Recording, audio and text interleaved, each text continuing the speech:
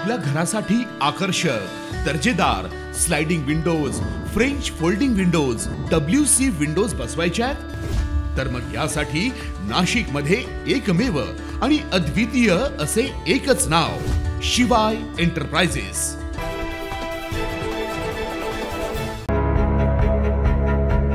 कळवणमध्ये योग दिन उत्साहात साजरा, हजारो नागरिकांचा सहभाग, मंदिर आणि रुग्णालयात सामूहिक योग साधना, आरोग्यदायी जीवनशैलीला चालना। भाजप श्रीराम मंदिर व रुग्णालयाचा संयुक्त उपक्रम आरोग्याच्या दिशेने।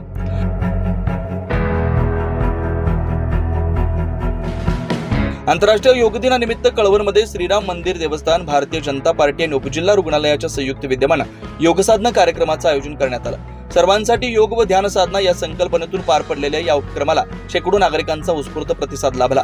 सकाळी 7 ते 8 या वेळेत श्रीराम मंदिरात, तर 8 ते 9 या वेळेत उपजिल्हा रुग्णालयात योग साधना सत्र पार पडलं।